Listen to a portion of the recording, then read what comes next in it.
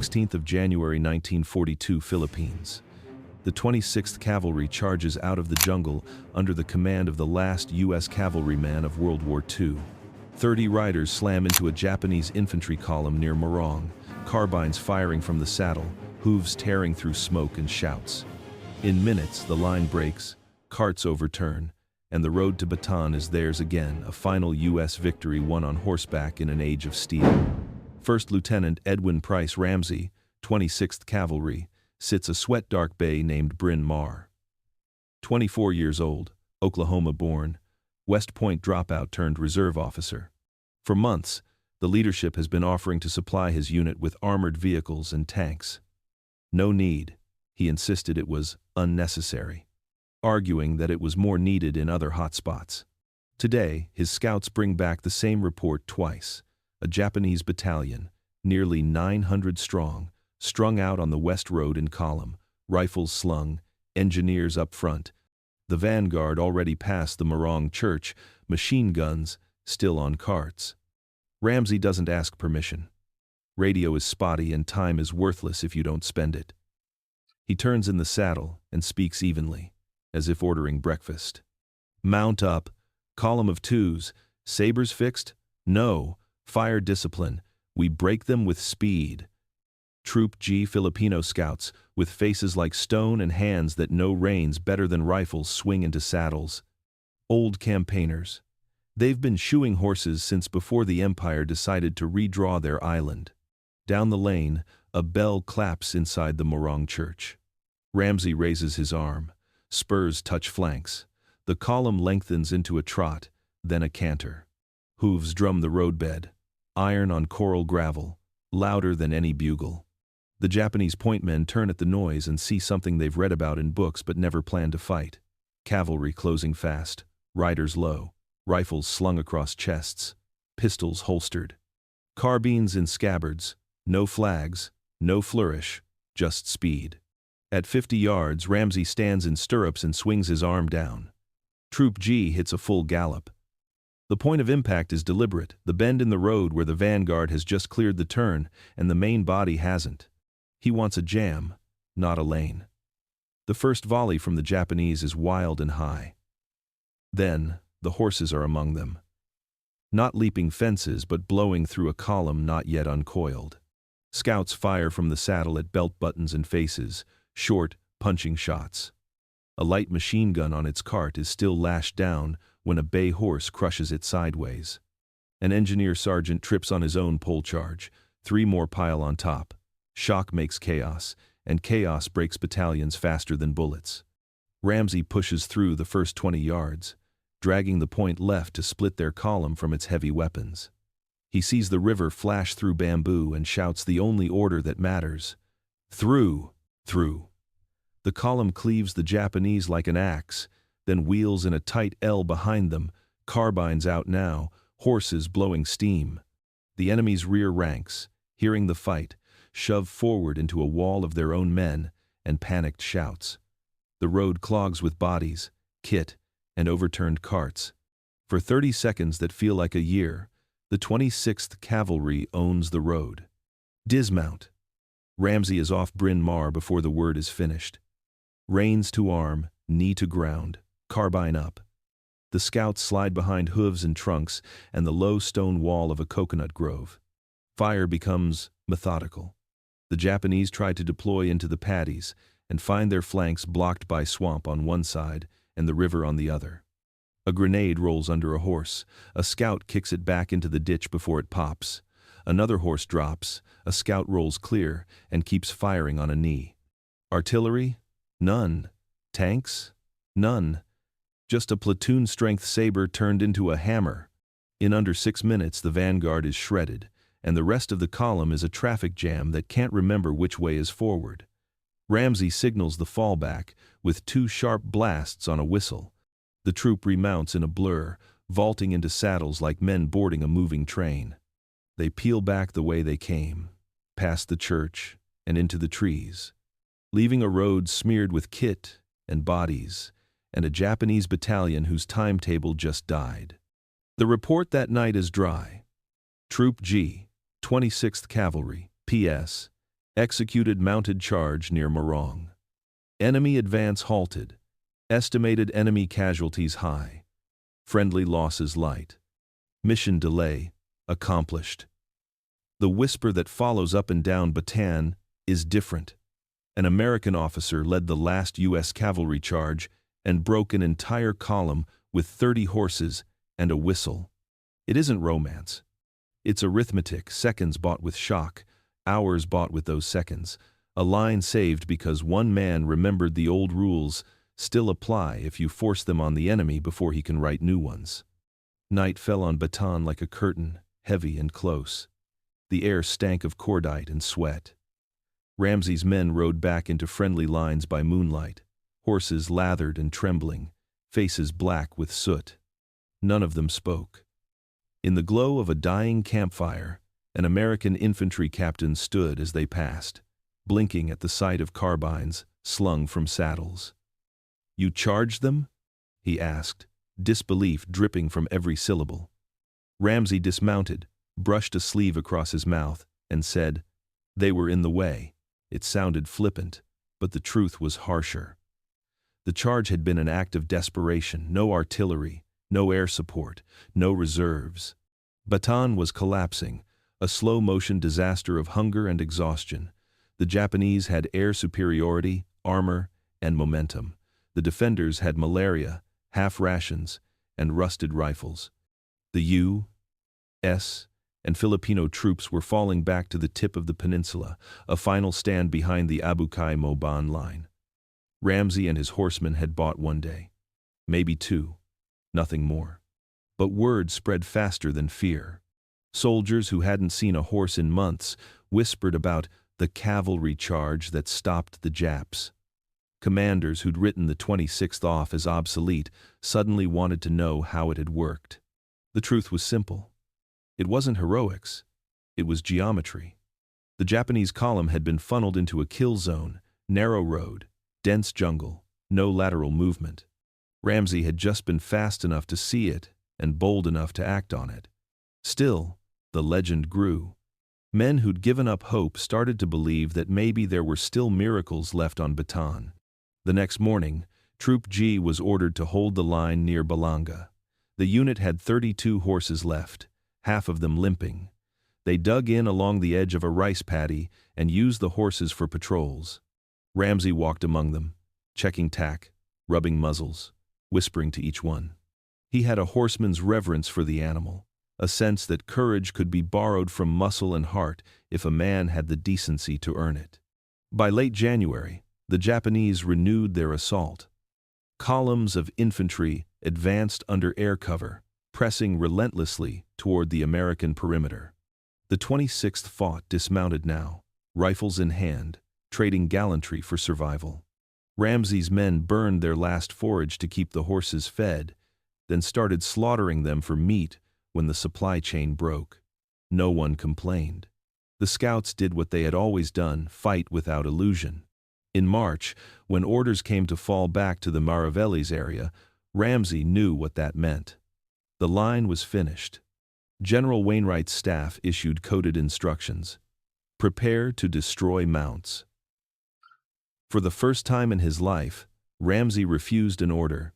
He led his remaining horses into the jungle instead, stripped the saddles, cut the bridles, and slapped their rumps until they vanished into the trees. "You served better than any man," he whispered. Days later came the inevitable. Bataan fell. The infamous march began. But Ramsey wasn't on it. When the surrender order reached his post near Mount Samat, he tore it in half and went east into the jungle with a handful of scouts. The army would call it desertion. History would call it defiance. He and his men vanished into the labyrinth of ravines and bamboo thickets that crisscrossed central Luzon. The Japanese assumed they'd been killed or captured. They were wrong. Ramsey wasn't retreating, he was evolving. The cavalryman had become a ghost, trading polished boots for mud, reins for radio, and the saber for sabotage. Within weeks, he would be leading one of the first organized guerrilla cells against the occupation hunters who struck from shadows instead of saddles. The last American horseman was still fighting.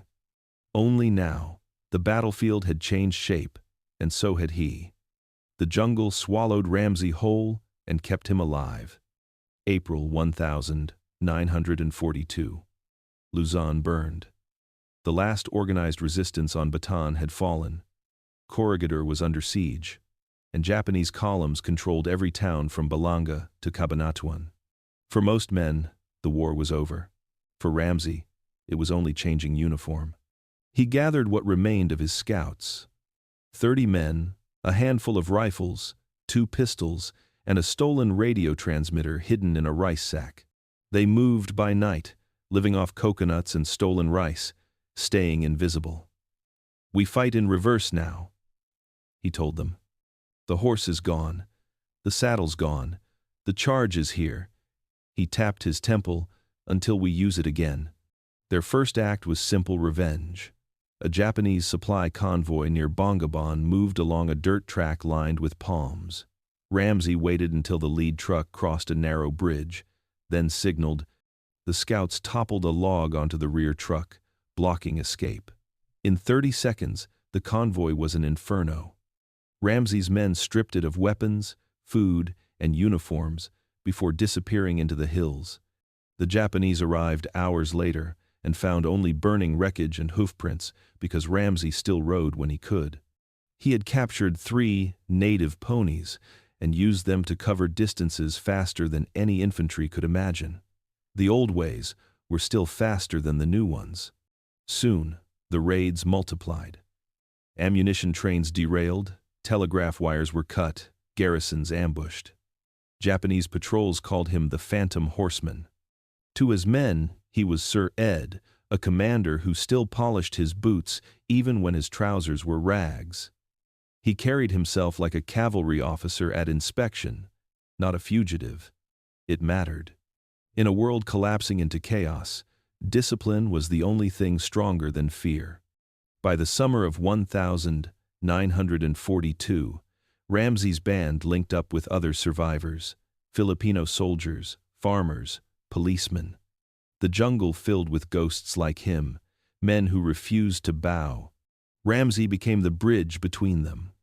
He had the training, the radio, and the arrogance to act like the war wasn't lost.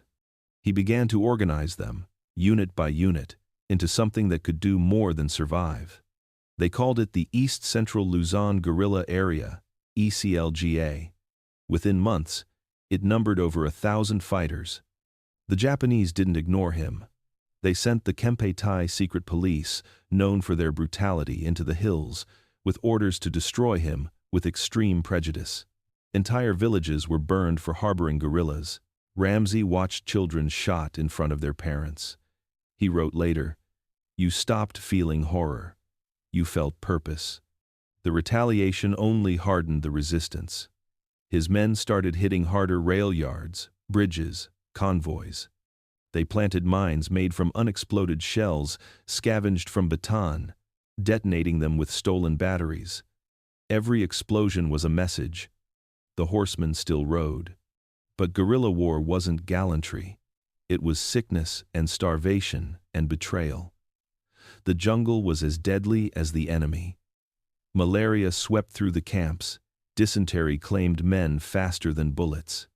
Ramsey himself collapsed twice from fever, delirious and skeletal. When he could stand, he fought. When he couldn't, he planned. In late 1942, they intercepted a Japanese patrol carrying new orders. It was a revelation. The enemy intended to hunt down all remaining bandits before the year's end. Ramsey understood what that meant: mass executions, starvation tactics, total terror. He had a choice: stay hidden and be hunted, or go on the offensive. He chose offense. In November, Ramsey led his largest raid yet, over 200 men ambushing a Japanese garrison at Talavera. They struck at dawn, cutting phone lines, burning vehicles, and seizing the armory. When the smoke cleared, 40 Japanese were dead. His own losses were 2 men wounded. It was the first time since the fall of Bataan that an organized Filipino-American force had taken and held a town, if only for a day.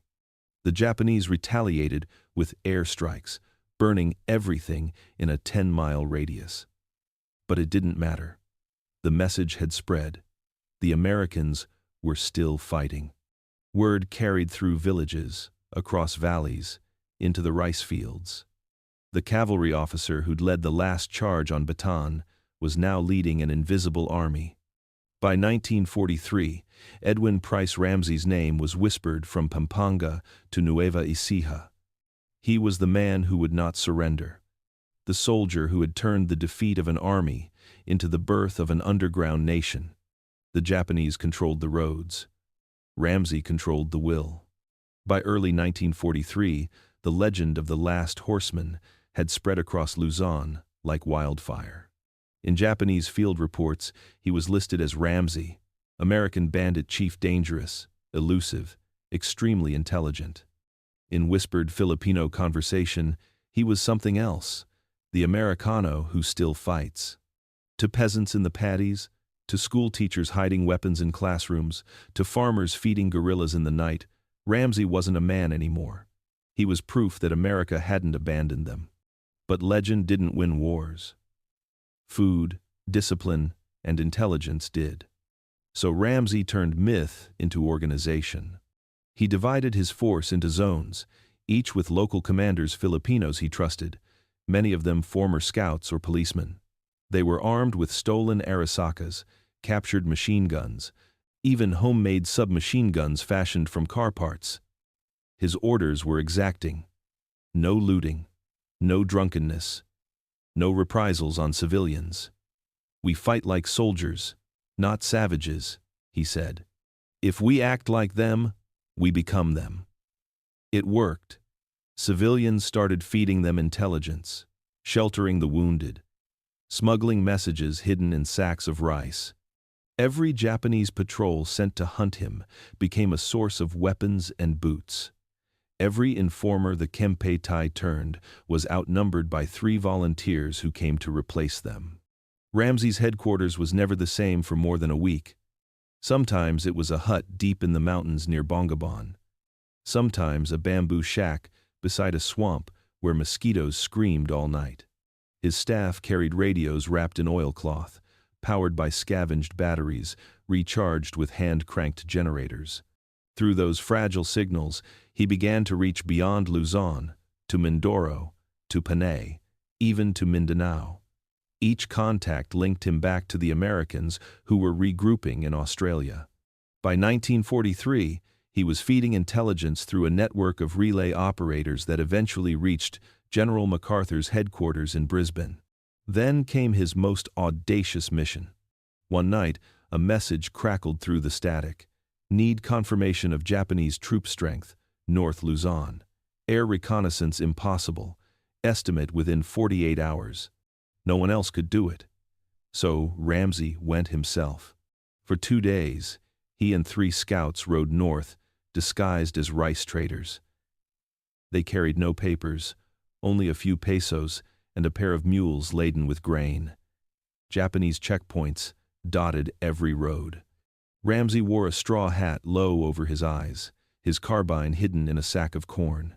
He passed convoys, artillery trains, columns of infantry. He counted everything. 48 hours later, half-starved and feverish, he reached his radio operator and dictated the figures. 2 full regiments. Tanks, artillery, direction of movement. The intelligence went out that night. Days later, Allied aircraft hit the convoy north of Cabanatuan, crippling a division before it could move south.